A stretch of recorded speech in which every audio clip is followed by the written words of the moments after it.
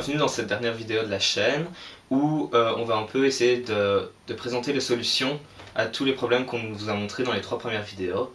Et donc la vidéo va se concentrer sur la fracture numérique à travers le concept de capital humain. Donc dans un premier temps je vais vous expliquer ce que c'est que le capital humain numérique et dans un second temps je vais un peu plus mettre la focale sur les espaces publics numériques qui mettent en place des solutions justement à l'exclusion numérique et en faveur de l'inclusion numérique.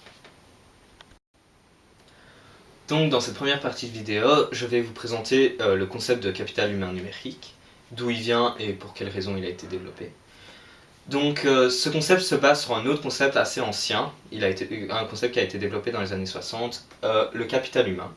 En gros, ce concept dit que l'éducation doit être vue comme un input au développement économique et à la production et pas seulement comme un coût. Et donc que l'éducation c'est bien pour l'économie.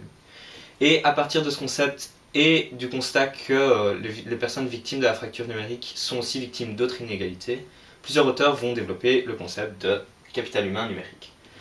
Ce concept va en fait mettre 4 objectifs qui vont permettre aux gens victimes de la fracture numérique et de ces autres inégalités de sortir de leur marginalité à travers l'apprentissage d'outils numériques. Donc le premier domaine c'est l'engagement civique, donc c'est simplement pouvoir s'engager dans sa communauté, pouvoir changer les choses dans sa communauté, par exemple à travers des pétitions faites en ligne, ou avec des posts Facebook, ou en partageant en blog, etc. etc.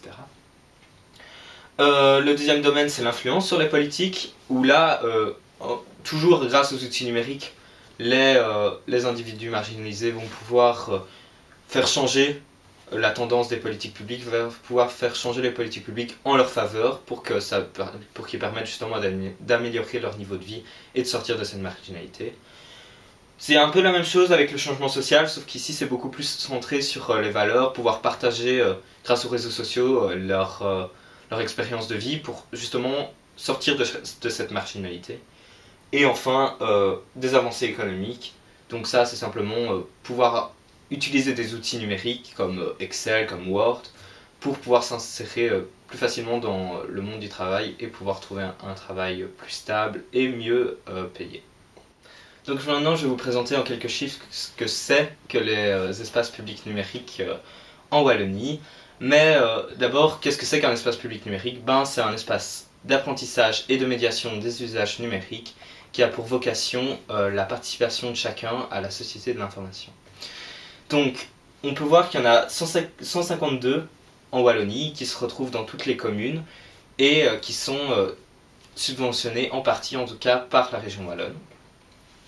On voit que ce type d'espace a un public cible assez défavorisé et assez sensible, parce que 90% des personnes qui participent à ces espaces publics numériques sont soit des seniors, soit des chercheurs d'emploi, soit des personnes au CPS, ou encore des enfants et adolescents.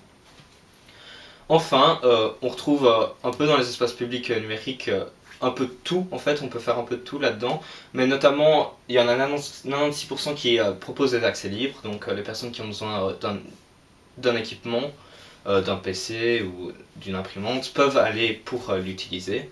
Et 90% proposent des formations, et ça on retrouve des formations un peu dans tout, comme des formations Excel, des formations aussi tout simplement à Android pour les GSM, ou encore à Facebook. Donc voilà déjà la fin de notre 4e et dernière vidéo de notre chaîne qui était consacrée à la fracture numérique.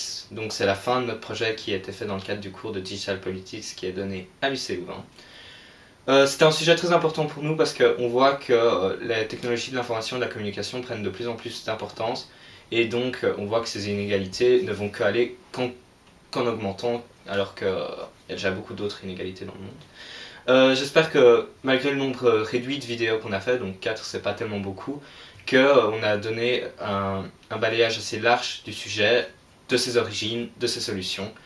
Et voilà, merci beaucoup de nous avoir suivis le long de ces 4 vidéos. Si vous avez un quelconque commentaire à faire, il y a l'espace commentaire qui se retrouve en bas. Merci.